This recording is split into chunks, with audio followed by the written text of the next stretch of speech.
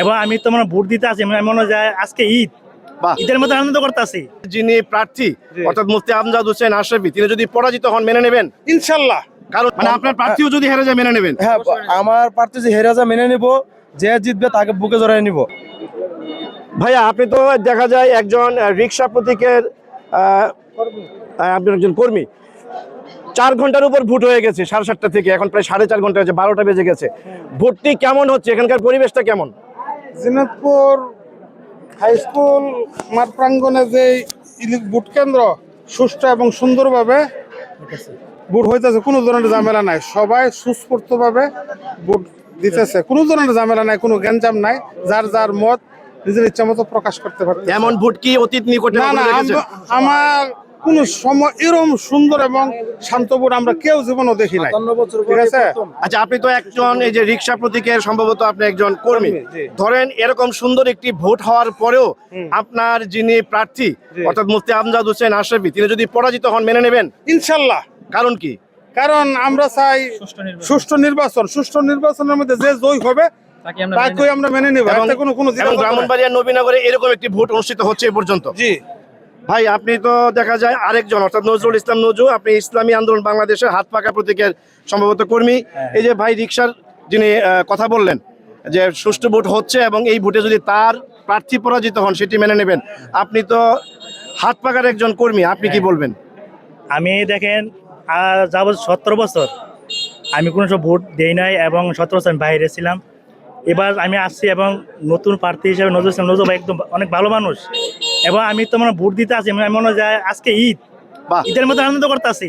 যে আমি সকালে আজকে মানে ফজরের সময় উঠছি, উঠে নামাজ পড়ছি, নামাজ পড়ে বলছি যে আজকে ভোট কেন্দ্র আজকে সকালে চলে যাবো, যে আজকে ঈদের মতো আনন্দ লাগতেছে। এবং আমি এনে ঘুরতেছি, সবার সাথে আমি মিলে কথা বলতেছি, আলহামদুলিল্লাহ সবাই খুশি আসি। ভোট কেন্দ্রে এসে কি ঈদের আনন্দটা পাচ্ছেন? হ্যাঁ হ্যাঁ, আলহামদুলিল্লাহ অনেক আনন্দ পাচ্ছি। ইলেকশনটা সুষ্ঠু হচ্ছে? হ্যাঁ, অনেক সুস্থ হচ্ছে এবং আমরা সবাই ভাই ভাই।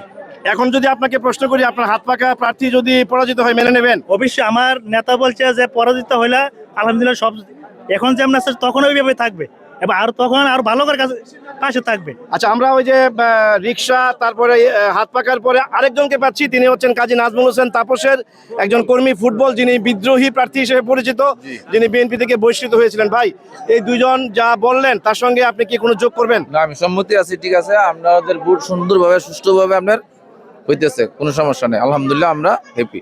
অর্থাৎ বিএনপির বিদ্রোহী প্রার্থী হিসেবে যদি আপনার প্রার্থীও পরাজিত হয় আপনি মেনে নেবেন? অবশ্যই মেনে নেব। এর কারণটা কি? কোনো বিশৃঙ্খলা নাই, কোনো কিছু নাই, আপনার শান্তশিষ্টভাবে ভোট হইতেছে। আপনি কি ভোট দিয়েছেন? জি। আপনি কি এই প্রথম? আমি এই প্রথম। ভোট দিয়ে কেমন লাগছে? আলহামদুলিল্লাহ ভালো লাগতেছে। মানে আপনি মনে করতেছেন আপনার প্রার্থী বিজয়ী হবে? ইনশাল্লাহ। এবং যদি পরাজিত হয় তাতে কোনো সমস্যা নাই? সমস্যা নাই, মানে মেনে নেবেন ইনশাল্লাহ।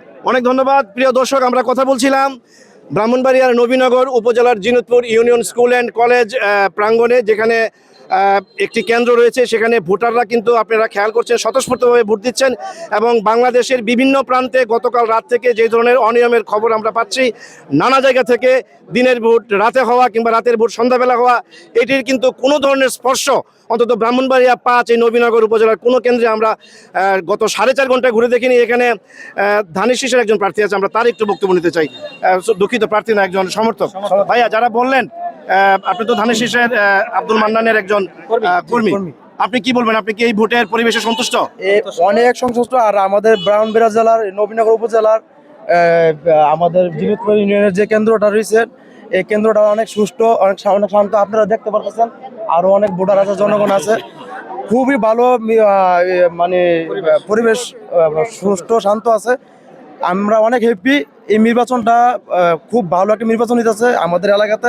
মানে আপনার প্রার্থীও যদি হেরে যায় মেনে নেবেন? হ্যাঁ, আমার প্রার্থী যে হেরে যায় মেনে নিব, যে জিতবে তাকে বুকে জড়াই নিব।